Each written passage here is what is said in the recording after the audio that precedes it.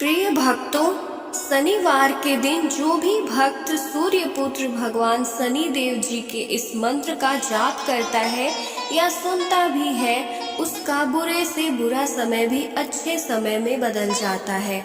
फिर चाहे वह शनि की ढैया हो या साढ़े सती हो, सभी का प्रभाव शनि देव जी बहुत कम कर देते हैं, क्योंकि जिस व्यक्ति की कुंडली में शनि की ढैया या साढ़े सती का प्रभाव चल रहा होता है, वह व्यक्ति चारों तरफ से समस्याओं से घिर जाता है और धन की कमी हो जाती है, अनावश्यक भागदौड़ बनी रहती है, कर्ज का बोझ बढ़ने लगता है, घर में कलेश होने लगता है, धंधा व्यवसाय चौपट होने लगता है, कोर्ट कचहरी के मामले प्रारंभ हो जाते हैं, प्रतिदिन नई नई बीमारियां उत्पन्न होने लगती हैं। मनुष्य मानसिक, शारीरिक व आर्थिक रूप से बहुत परेशान हो जाता है। कभी कभी तो जिस व्यक्ति के ऊपर शनि की ढैया और साढ़े सती का प्रभाव होता है, वह व्यक्ति मृत्यु तक को भी प्राप्त हो जाता है। कुल मिलाकर ज्योतिषाचार्य का यह कहना है कि शनि की ढैया या साढ़े सती की दशा, खराब दशा कोई नहीं होती।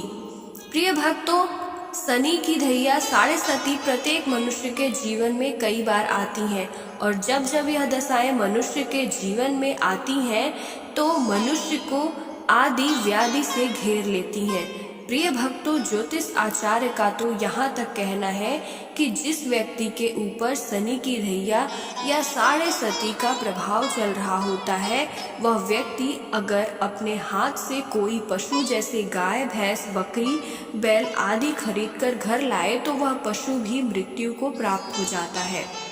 प्रिय भक्तों, शनिवार के दिन शनि देव जी के इस मंत्र का जाप करना या सुनना बहुत ही फलदायी होता है।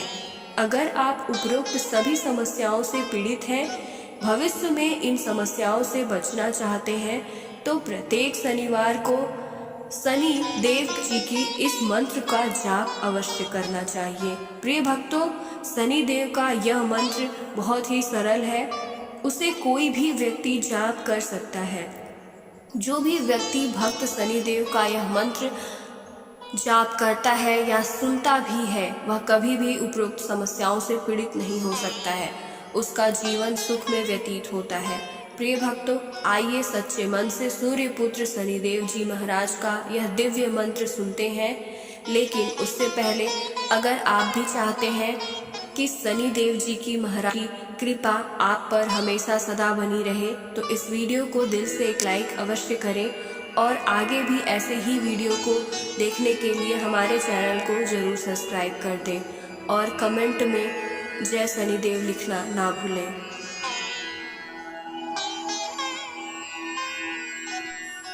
नीलांजन समाभाषम रविपुत्रम यमाग्रजम छाया मार्तंड संभूतम तम नमामि शनैश्चरम्। नीलांजन समाभाषम रविपुत्रम यमाग्रजम छाया मार्तंड संभूतम तम नमामि शनैश्चरम्। नीलांजन समाभाषम रविपुत्रम यमाग्रजम छाया मार्तंड संभूतम तम नमामि शनैश्चरम्।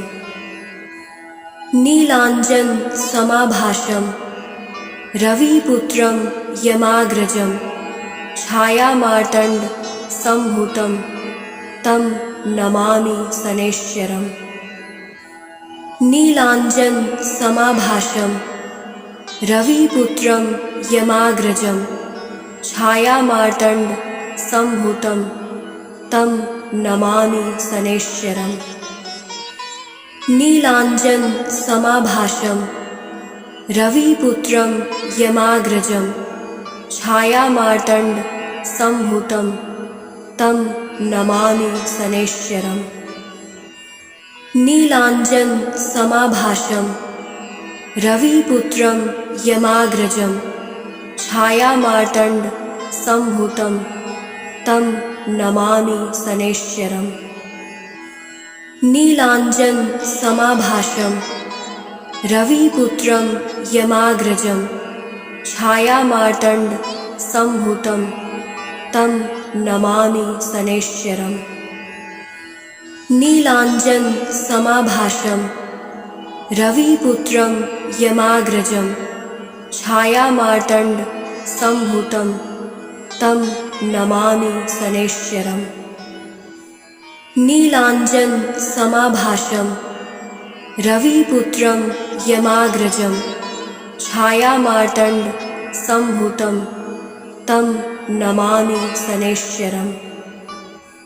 नीलाञ्जन समाभासं रविपुत्रं यमाग्रजं छायामार्तण्ड संभूतं तं नमामि शनैश्चरम्।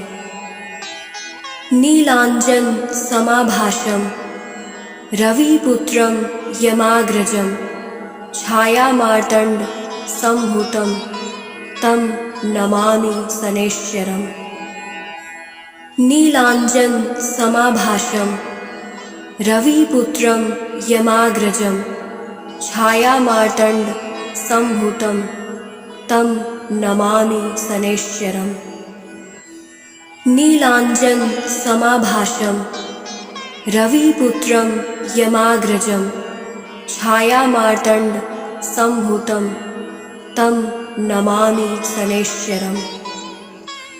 नीलाञ्जन समाभासं रविपुत्रं यमाग्रजं छायामार्तण्ड संभूतं तं नमामि शनैश्चरम्।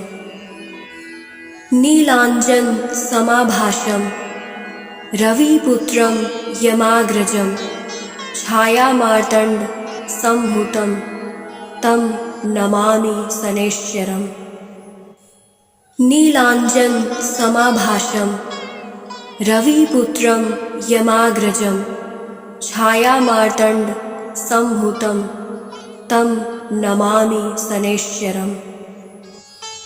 नीलाञ्जन समाभासं रविपुत्रं यमाग्रजं छायामार्तण्ड संभूतं तं नमामि शनैश्चरम्। नीलाञ्जन समाभासं रविपुत्रं यमाग्रजं छायामार्तण्ड संभूतं तं नमामि शनैश्चरम्। नीलाञ्जन समाभासं रविपुत्रं यमाग्रजं छायामार्तण्ड संभूतं तं नमामि शनैश्चरम्। नीलाञ्जन समाभासं रविपुत्रं यमाग्रजं छायामार्तण्ड संभूतं तं नमामि शनैश्चरम्। नीलाञ्जन समाभासं रविपुत्रं यमाग्रजं छायामार्तण्ड संभूतं तं नमामि शनैश्चरम्। नीलाञ्जन समाभासं रविपुत्रं यमाग्रजं छायामार्तण्ड संभूतं तं नमामि शनैश्चरम्। नीलाञ्जन समाभासं रविपुत्रं यमाग्रजं छायामार्तण्ड संभूतं तं नमामि शनैश्चरम्। नीलाञ्जन समाभासं रविपुत्रं यमाग्रजं छायामार्तण्ड संभूतं तं नमामि शनैश्चरम्। नीलाञ्जन समाभासं रविपुत्रं यमाग्रजं छायामार्तण्ड संभूतं तं नमामि शनैश्चरम्। नीलाञ्जन समाभासं रविपुत्रं यमाग्रजं छायामार्तण्ड संभूतं तं नमामि शनैश्चरम्। नीलाञ्जन समाभासं रविपुत्रं यमाग्रजं छायामार्तण्ड संभूतं तं नमामि शनैश्चरम्। नीलाञ्जन समाभासं रविपुत्रं यमाग्रजं छायामार्तण्ड संभूतं तं नमामि शनैश्चरम्। नीलाञ्जन समाभासं रविपुत्रं यमाग्रजं छायामार्तण्ड संभूतं तं नमामि शनैश्चरम्। नीलाञ्जन समाभासं रविपुत्रं यमाग्रजं छायामार्तण्ड संभूतं तं नमामि शनैश्चरम्। नीलाञ्जन समाभासं रविपुत्रं यमाग्रजं छायामार्तण्ड संभूतं तं नमामि शनैश्चरम्। नीलाञ्जन समाभासं रविपुत्रं यमाग्रजं छायामार्तण्ड संभूतं तं नमामि शनैश्चरम्। नीलाञ्जन समाभासं रविपुत्रं यमाग्रजं छायामार्तण्ड संभूतं तं नमामि शनैश्चरम्। नीलाञ्जन समाभासं रविपुत्रं यमाग्रजं छायामार्तण्ड संभूतं तं नमामि शनैश्चरम्। नीलाञ्जन समाभासं रविपुत्रं यमाग्रजं छायामार्तण्ड संभूतं तं नमामि शनैश्चरम्। नीलाञ्जन समाभासं रविपुत्रं यमाग्रजं छायामार्तण्ड संभूतं तं नमामि शनैश्चरम्। नीलाञ्जन समाभासं रविपुत्रं यमाग्रजं छायामार्तण्ड संभूतं तं नमामि शनैश्चरम्। नीलाञ्जन समाभासं रविपुत्रं यमाग्रजं छायामार्तण्ड संभूतं तं नमामि शनैश्चरम्। नीलाञ्जन समाभासं रविपुत्रं यमाग्रजं छायामार्तण्ड संभूतं तं नमामि शनैश्चरम्। नीलाञ्जन समाभासं रविपुत्रं यमाग्रजं छायामार्तण्ड संभूतं तं नमामि शनैश्चरम्। नीलाञ्जन समाभासं रविपुत्रं यमाग्रजं छायामार्तण्ड संभूतं तं नमामि शनैश्चरम्। नीलाञ्जन समाभासं रविपुत्रं यमाग्रजं छायामार्तण्ड संभूतं तं नमामि शनैश्चरम्। नीलाञ्जन समाभासं रविपुत्रं यमाग्रजं छायामार्तण्ड संभूतं तं नमामि शनैश्चरम्। नीलाञ्जन समाभासं रविपुत्रं यमाग्रजं छायामार्तण्ड संभूतं तं नमामि शनैश्चरम्। नीलाञ्जन समाभासं रविपुत्रं यमाग्रजं छायामार्तण्ड संभूतं तं नमामि शनैश्चरम्। नीलाञ्जन समाभासं रविपुत्रं यमाग्रजं छायामार्तण्ड संभूतं तं नमामि शनैश्चरम्। नीलाञ्जन समाभासं रविपुत्रं यमाग्रजं छायामार्तण्ड संभूतं तं नमामि शनैश्चरम्। नीलाञ्जन समाभासं रविपुत्रं यमाग्रजं छायामार्तण्ड संभूतं तं नमामि शनैश्चरम्। नीलाञ्जन समाभासं रविपुत्रं यमाग्रजं छायामार्तण्ड सम्भूतं तं नमामि शनैश्चरम्। नीलाञ्जन समाभासं रविपुत्रं यमाग्रजं छायामार्तण्ड सम्भूतं तं नमामि शनैश्चरम्।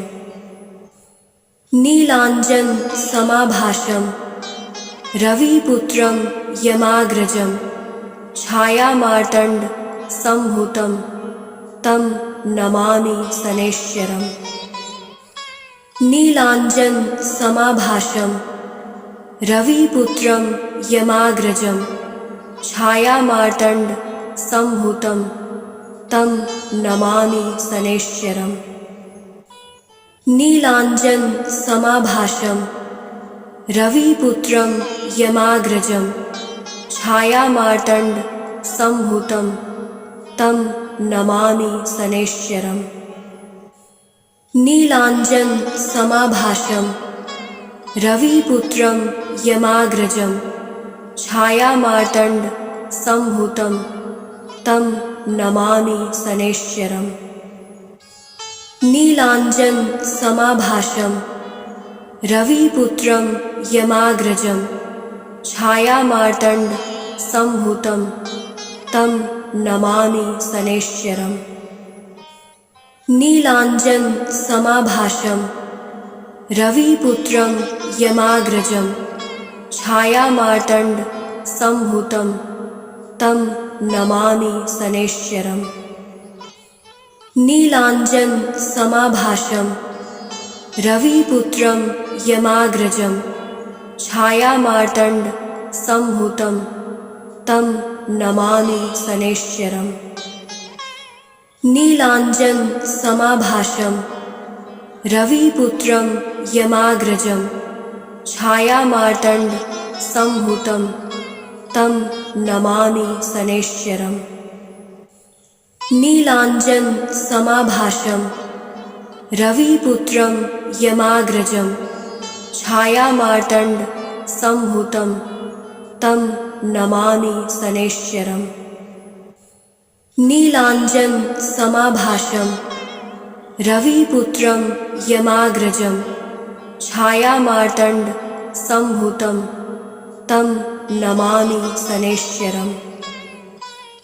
नीलाञ्जन समाभासं रविपुत्रं यमाग्रजं छायामार्तण्ड सम्भूतं तं नमामि शनैश्चरम्।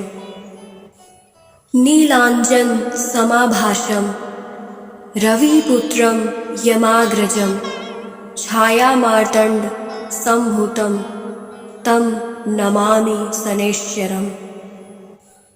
नीलाञ्जन समाभासं रविपुत्रं यमाग्रजं छायामार्तण्ड सम्भूतं तं नमामि शनैश्चरम्। नीलाञ्जन समाभासं रविपुत्रं यमाग्रजं छायामार्तण्ड सम्भूतं तं नमामि शनैश्चरम्। नीलाञ्जन समाभासं रविपुत्रं यमाग्रजं छायामार्तण्ड सम्भूतं तं नमामि शनैश्चरम्। नीलाञ्जन समाभासं रविपुत्रं यमाग्रजं छायामार्तण्ड सम्भूतं तं नमामि शनैश्चरम्। नीलाञ्जन समाभासं रविपुत्रं यमाग्रजं छायामार्तण्ड सम्भूतं तं नमामि शनैश्चरम्। नीलाञ्जन समाभासं रविपुत्रं यमाग्रजं छायामार्तण्ड सम्भूतं तं नमामि शनैश्चरम्। नीलाञ्जन समाभासं रविपुत्रं यमाग्रजं छायामार्तण्ड सम्भूतं तं नमामि शनैश्चरम्। नीलाञ्जन समाभासं रविपुत्रं यमाग्रजं छायामार्तण्ड सम्भूतं तं नमामि शनैश्चरम्। नीलाञ्जन समाभासं रविपुत्रं यमाग्रजं छायामार्तण्ड सम्भूतं तं नमामि शनैश्चरम्। नीलाञ्जन समाभासं रविपुत्रं यमाग्रजं छायामार्तण्ड सम्भूतं तं नमामि शनैश्चरम्। नीलाञ्जन समाभासं रविपुत्रं यमाग्रजं छायामार्तण्ड सम्भूतं तं नमामि शनैश्चरम्। नीलाञ्जन समाभासं रविपुत्रं यमाग्रजं छायामार्तण्ड सम्भूतं तं नमामि शनैश्चरम्। नीलाञ्जन समाभासं रविपुत्रं यमाग्रजं छायामार्तण्ड सम्भूतं तं नमामि शनैश्चरम्। नीलाञ्जन